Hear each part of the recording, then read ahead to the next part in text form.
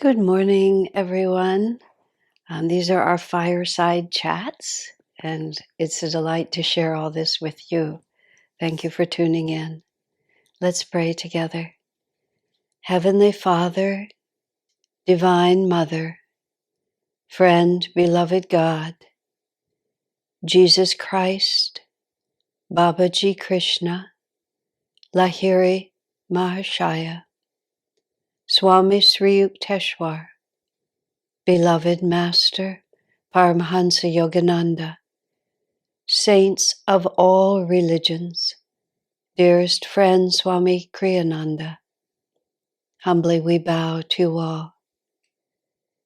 Be in our hearts, speak in our minds, be present, activating our spiritual lives. Help us always to know that we are not alone in this world, that you are always loving and protecting us.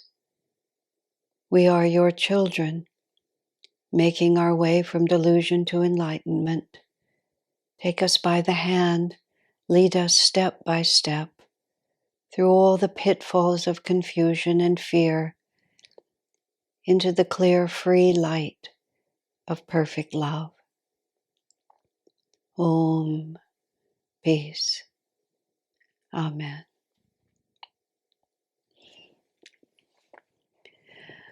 Well, we're continuing to talk about Master, about Paramhansa Yogananda.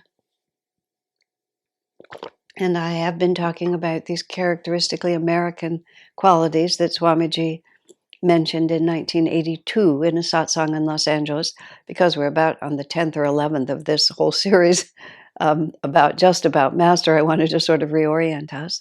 I talked about practicality. I talked some about cooperation. And now I want to talk about attunement to nature.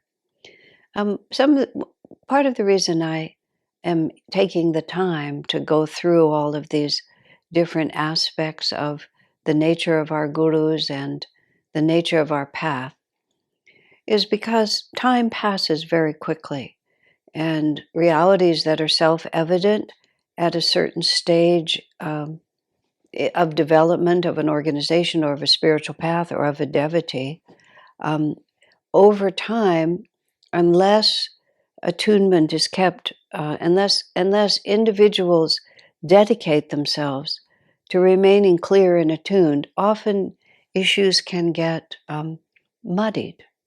And then we begin not to know what the reference point is for making decisions.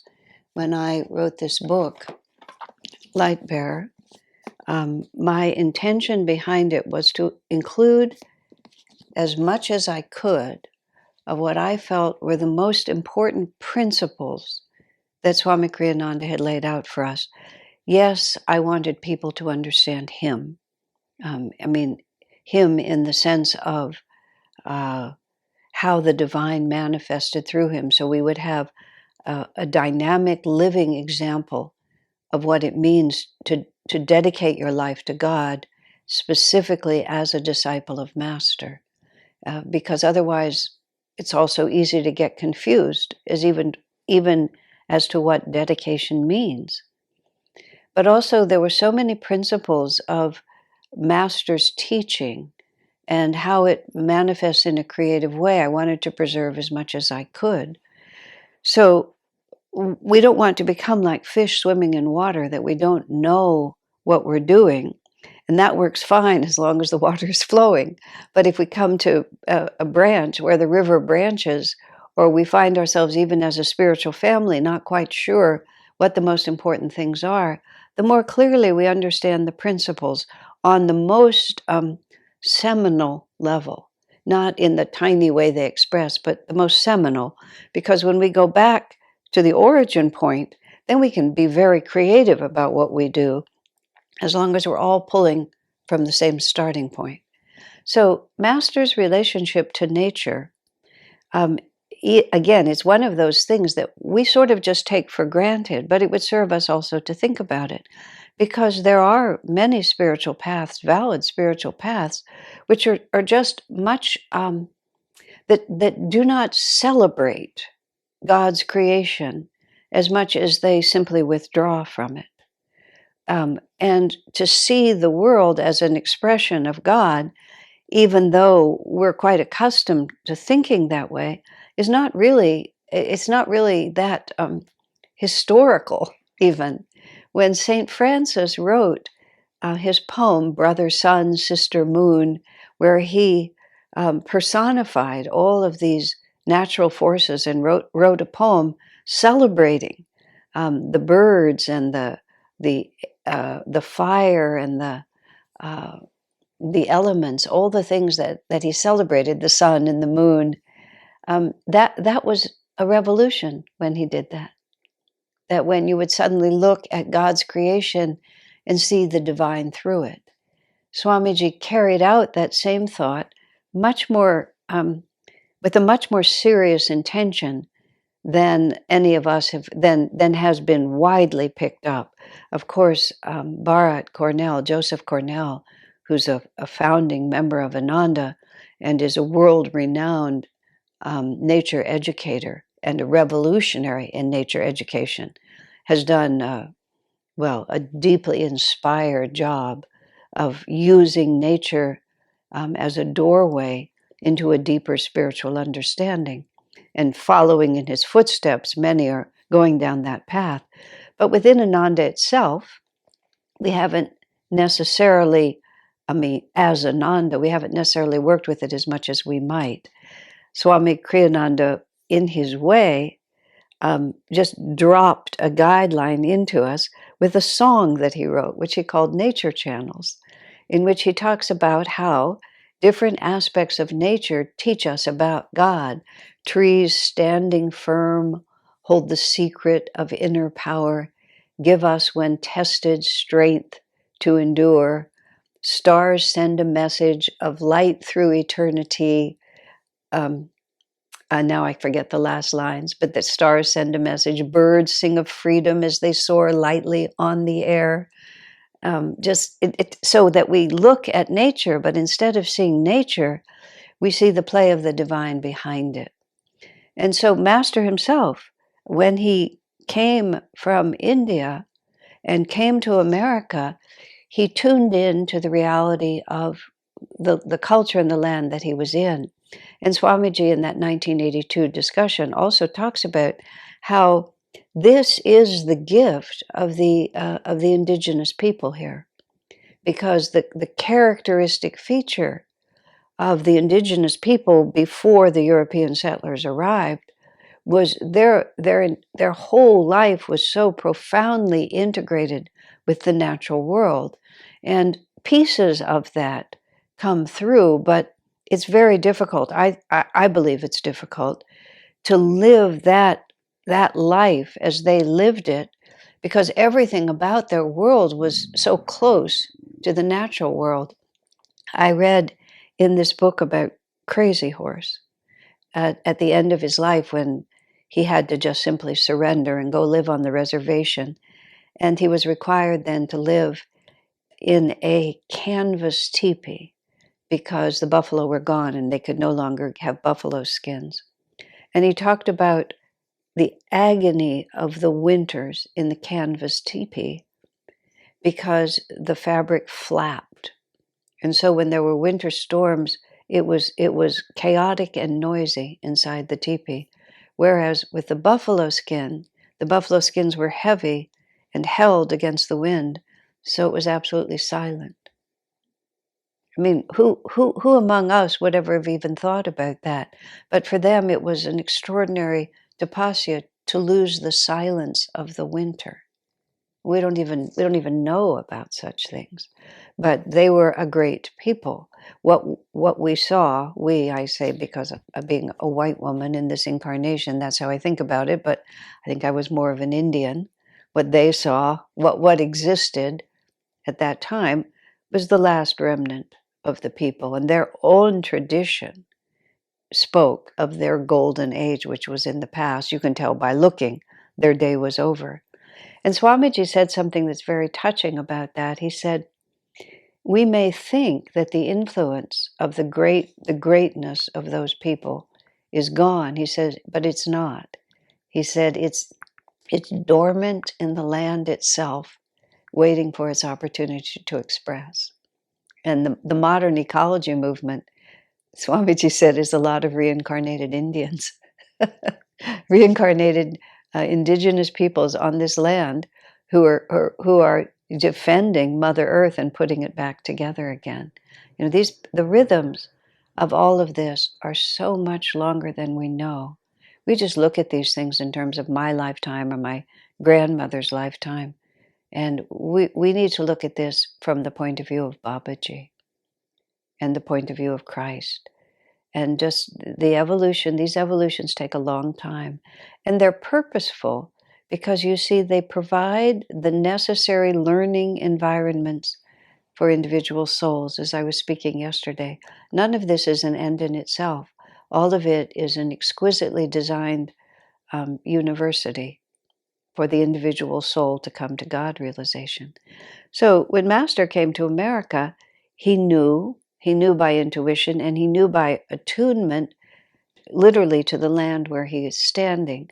Master says that whenever a great spiritual energy exists, it exists forever.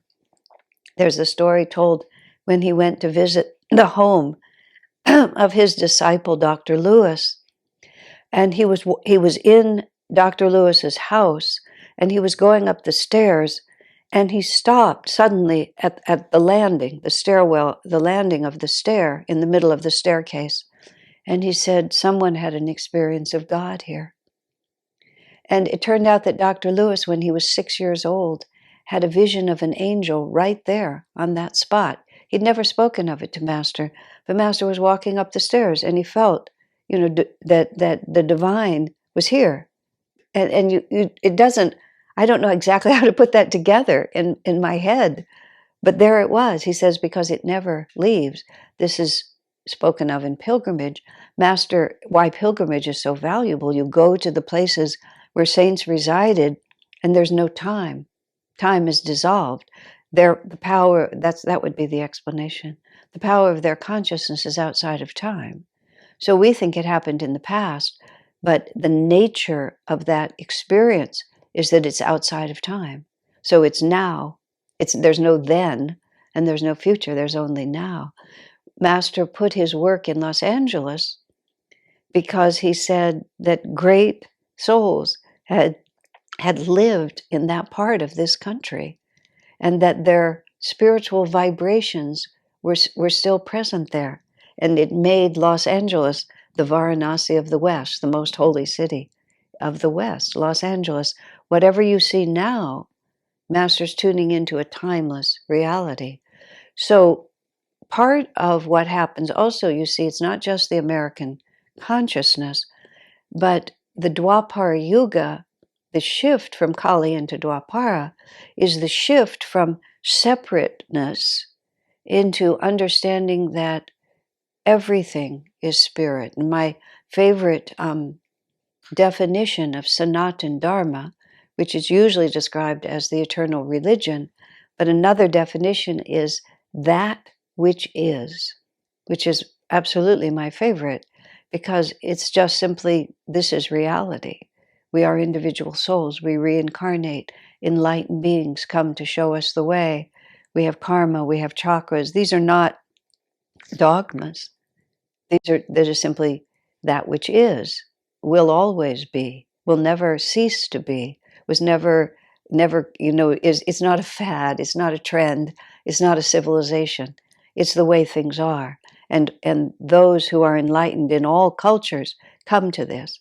Now, during Kali Yuga, man's consciousness is not subtle enough to hold too many realities. So everything gets to get broken down into religions, into languages, into separate cultures, into spiritual and non-spiritual, worldly and saintly. But in Dwapara Yuga, where we expand our understanding so that we're working now with energy. We're not working with form, we're working with energy. Then things don't have to be kept rigidly separate, because energy is everywhere, and it takes whatever form it needs to take, but the unifying reality behind it is the energy of it. So whereas before repudiating all of creation was necessary, because if we're going to concentrate on God, we can't also look at the world. But now we can see through the world to the energy behind it. So even Swami Kriyananda's song celebrating the channels, the nature channels, the channels through which Divine Mother comes to us, it's not celebrating Mother Nature, it's celebrating Divine Mother coming through nature. And it's celebrating my individual capacity to tune in to Divine Mother's message through the natural world. And that's why, rivers seek passage unhindered by rock or tree. So may my life flow steadfast toward the sea. So I stand there in front of the river, and the river then tells me who I'm supposed to be, that I'm not supposed to be the river, but I'm supposed to learn from the river who I'm supposed to be. This, of course, was the native peoples, the indigenous peoples here. This was their whole way of understanding. They would look at the fox, and the fox would tell them something that they could then use to make themselves more elevated and more harmonious. And so it's not the fox that is my teacher, but the fox acts for Divine Mother, because God speaks through everything.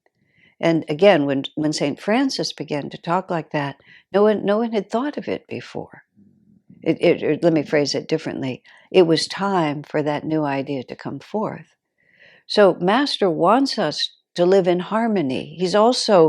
Master is also, by bringing this thought forward, he's correcting an aberration that has terrible consequences, is having terrible consequences, and Master said will continue to have terrible consequences, because we've rejected the reality of consciousness in everything around us, and have become, and I'm talking in generalizations about the whole direction of society. I speak of how integrated the native peoples were with the world around them, and how distant we are. When I first moved to Ananda Village in 1971, my family, we never went camping. We never did anything like that. It wasn't in our biologic, it wasn't in our DNA as a family to do that sort of thing. And I found myself living in a tent. I lived the first 6 months of my life at Ananda Village in a tent in the woods. I had actually moved from an apartment in the city of San Francisco at 4th and Geary. And then I moved into a tent, and I lived in a tent for 6 months. Obviously, no facilities whatsoever, no running water, no indoor plumbing. I mean, we had access to water. We had access to a shower house, a few hundred yards up the hill from where we were. No electric lights of any kind, just a tent in the woods, just like that. It took me, oddly, about 24 hours to adjust, just like no time at all, absolutely none. And just having such a thin barrier, which amounted to no barrier between myself and the natural world, felt more natural to me than anything I had ever done. It was startling. And I discovered phases of the moon. And because we had to use an outhouse, I was often outside under the stars at times of the night that I would never have been outside at all. Later, when I moved into a small cabin, but still didn't have any facilities, lived in a trailer. In the wintertime, by the time winter came, I was no longer in the tent, but I was still living in something that had no facilities at all. So in the snow, in the middle of the night, I had to walk outside. Now, at first you would think of this as, what a tapasya, what an austerity. But in fact, it was absolutely glorious, because it just put me in contact with. I vividly remember the first time I had to go outside during a night, in the middle of the night during a snowstorm. And I remember just standing out there looking up at the black sky and watching all this snow fall, just being able to see the snowflakes. Because we were way out in the woods, there was no light pollution. So it was just as God made the world. And it did something for my spirit that I'm eternally grateful for. And when, after 16 years there, by the end of it, I was living in, the phrase we all used was a real house. That by that point had electricity and a kitchen and a bathroom and so on. Still much closer to nature, but not as close. When I had to move to Palo Alto in 1986, 87, it was heartbreaking, is actually the only way I can put it. Of course, I did it joyfully because it was my service to God and it was important, but it was also heartbreaking. And you see, Master has endorsed this. If you read his Whispers from Eternity, not the heartbreak, but he's endorsed this idea that God speaks to us through the natural world. If you read his Whispers from Eternity, if you read his chants, they are filled endlessly with images drawn from nature. And once again, we just take that for granted. The flowers, the bees. There's one of Master's Whispers, and I don't remember, I can't say it exactly, but it's talking about, it's a very grand theme about all these different elements and all these different kinds of people and all these, how everybody does these certain things. And then all of a sudden, he's talking about the moth. It goes from these grand themes all the way down to how it affects the moth. And every time I read that, it does something wonderful to my heart. Because all of a sudden, I'm not just thinking about myself, the most important, powerful people in the world. I'm thinking about the moth and how the moth is also one of God's beloved creatures. And the expansive tenderness that creates within us when we can't just dismiss any aspect of creation. We have to, and let's take it the other way. Everything can speak to us. One of the really powerful dimensions of the path of self-realization that, at least for me, when I became aware of the potential, is the fact that there's always something useful to do. And for me, that was very important because I like to be active, and I don't just mean rajasically active, physically active. I like to be I like to be making progress. I like to be doing something meaningful. There's the word I want. I want every minute to be meaningful. And it's not possible. I'm just not capable of operating, on such a high demanding level all the time. So one of the things I love about this path is that you can reduce it down to an appreciation of the moth and still be useful. At the Ananda Valley Farm, which is an extension of the Palo Alto community right now, the flowers are really blooming. Before we had that property, it was a flower farm.